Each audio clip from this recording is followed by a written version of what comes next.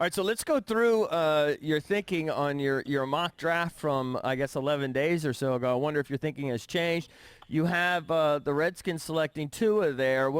I mean, obviously, you're not sold on Haskins. Is this just sort of an instinct thing for you, or do you have people telling you that this is something they might do? Go us through your thinking on that.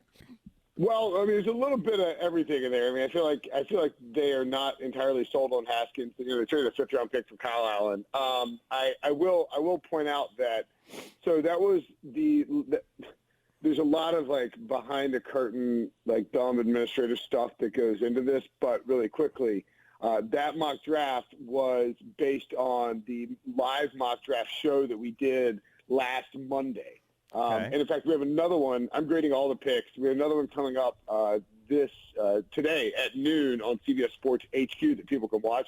It's going to be really insane because of certain people named Brady Quinn who made ridiculous trades. And the whole thing is a zoo. Like, I think the Dolphins, the Bengals actually traded out of, well, I don't want to spoil it, but anyway, tune in. It'll be insane. But last week, I was trying to trade out of two, and we were on a conference call doing the picks, and Ryan Wilson, my colleague and friend, refused to trade up to two. I was like, just give me 5 and 26. I don't care. Just make me some kind of offer to come up to 2 and get 2. He's like, I won't do it. I was like, fine. I'm going to take 2 at 2. He's like, this is my Spite store. This is my Latte Larry's.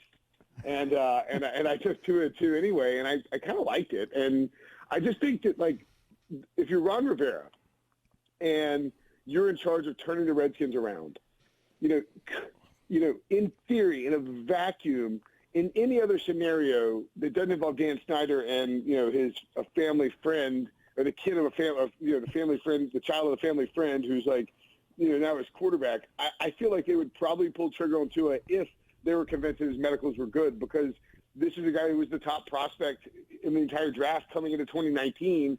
And, you know, he's a quarterback, and you're only getting him at 2 because Joe Burrow had this incredible season. So I still like the idea. I get the sense that they probably will go defense just because it would create such an issue with the owner and the head coach, and, you know, because there are so many good defensive players here.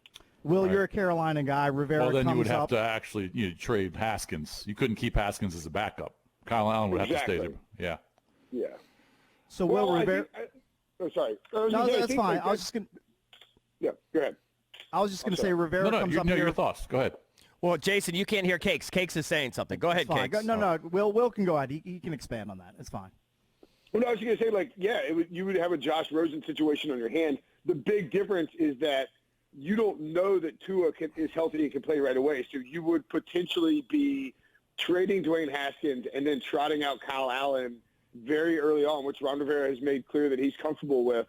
And then you run the risk of, if you execute that plan and you lose a ton of football games and the team looks terrible and Tua can't get on the field, you run the risk of just really getting things sideways out of the gate with your new regime. So what kind of wake-up call do you think Redskins players are in for? Because you've been in Carolina for years. Ron Rivera comes up to D.C. from Carolina. Guys who are used to the Jay Gruden style of management, what sort of wake-up call are Skins players that are holdovers? What are they going to see with Rivera whenever they reassemble together? Well, I mean, I think you're seeing it, right? Like Ron Rivera is more than willing across. Like I like Jay Gruden a lot, but he is not Ron Rivera. Ron Rivera is his dad was in the military. He's tough. He's disciplined. He played professional football at the highest level on defense at like the hardest nosed position. I mean, he is going to be a very different. Like he's not like a jerk. I mean, he's just a guy with a military background who also led a Super Bowl championship defense, and that's just how he sort of coaches. He comes across. I think he's a player's coach to a large degree, in the sense that he's very approachable, and when you are one of his guys, you are set. But he is certainly he's not going to take a hands-off, laissez-faire approach to this. He's going to be very disciplined about it. And I think one of the things that you saw, it was just very notable to me, is as soon as Ron Rivera was hired, he made wholesale changes with the training staff, and not just like the front office, but like across all football operations. And he wanted to get his people in there. And I don't want knock anybody who lost their job in the training room, but the Redskins hadn't been a healthy football team for 5 years, and the Carolina Panthers have been getting great seasons out of like Greg Olson and Thomas Davis, guys who were very ancient, and Thomas Davis is in Washington now. Ryan Vermillion came in there as the training staff. I just think there's going to be an order put in place, and you're going to have to fall in line with what how Ron Rivera wants it to operate and the culture he wants to exist, or else he'll ship you out for a 5th-round pick to Seattle. Joined by Will Brinson, NFL insider for CBSSports.com. Just to circle back to your Latte Larry's thing, how good was Curb Your Enthusiasm this year on a scale of 1 to 10? I give it a 10 out of 10. Oh, I give it the only knock on it maybe would be I think it's the 3rd episode is the side sit, or maybe it's the second episode. It was good. It was just a little like they came out the gate so strong, and then you're like, oh, it's just like maybe it's just the season opener. But then like after that, it was incredible. It's a 9.5 or a 10 for me. I agree. I think it was just one of the best seasons of Curb ever, and that's saying something for maybe the greatest comedy show of all time. I mean, Larry David's like aging well and firing on all cylinders in season 10. I was incredibly impressed by it. I actually went back and watched the season finale last night. I'd fallen asleep originally during parts of it, and I wanted to make sure I didn't miss anything. And, it just delivers. Like the whole thing just delivers, and you feel very complete, like he wraps everything up, and yet totally awkward the entire way.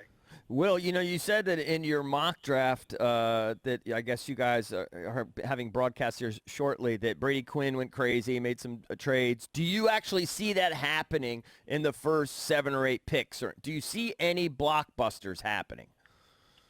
I think if Washington is going to trade out, that they will do it before the draft. And I would actually guess that it happens like if you look at what happened with the Mariota and Winston draft with the Rams. The Rams.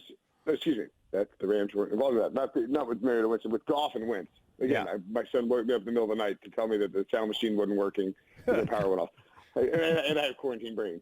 But if you look at the Goff and Wentz thing, like it was, I think, like April 11th or something in that range, a week or so before, 2 weeks or so before, and these are different times, so you expect maybe a little bit of a delay. But I would think that if the Redskins are going to trade out of that pick, that it would happen, if not this week, then early next week. Because to me, if you're at number 2, like if you're, I get what the Dolphins are doing, and I think I get what the Dolphins are doing. Like they are, the Miami Herald keeps reporting just how bad Tua's injury history is, but it's not like it's sourced. It's like I'm not don't want to rip him, but like Amanda Salguero wrote an article. It's like, look at his completely verified and unassailable injury history, as reported by Forbes.com. It's like, what are you talking about? Like, what are you linking to Forbes for on Tua's injury history? What are we doing here?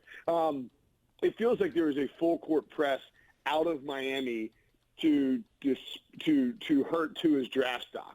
And either the Dolphins are doing that because they're trying to convince their fans that they don't want Tua, so nobody riots when they don't take Tua, or they take Herbert instead, or the more likely scenario is they're trying to minimize what they have to pay to move up and get Tua. I mean, it's a little bit of a thou dost protest too much situation for me. It just feels very obvious and transparent. So I wonder how long the Dolphins would continue to lowball Washington, or if they can make an offer before the draft to move up. I just think if you're Washington, you'd be willing to move once you're on the clock for sure. But it makes so much more sense, given that nobody can be in the same room, to hammer out a deal to get out of 2 before the draft. Like, you don't need to be dealing with the minutia of a draft day trade, and you have to take calls. Rivera's calling Kyle Smith, and then they're getting on the horn with Dan Snyder, and then they're making a call to the Dolphins to try and iron out which picks they're swapping back in the 6th round. Right. And then they got to do something where they call the league and get it in. It makes so much more sense for them to get a deal done before the draft if they're going to do it. You don't want to make a Zoom trade. I mean, there's a lot of plate spinning there. Yeah, absolutely. You're like all of a sudden you're like, this moron thinks he's going to give us a second. It's like, oh, I'm sorry, Chris Greer. I clicked on the wrong link there. I apologize. That's actually you. You are the moron I'm talking about. But I mean, like, I think Detroit wants to move, and then conversely, if Detroit wants to move out, people are like, well, what if they trade before the draft? They can't trade until Washington trades, because no one in their right mind would trade up to number 3 and just assume Washington will stay put. Then you set the price for somebody to move up to 2. So I think Detroit has to be on the clock once you actually get to 3, and then Washington is more likely to be before the draft. So to me, there might not be that much action in terms of trades in the first 7 picks, depending on what we get before the draft and then what happens with Detroit there.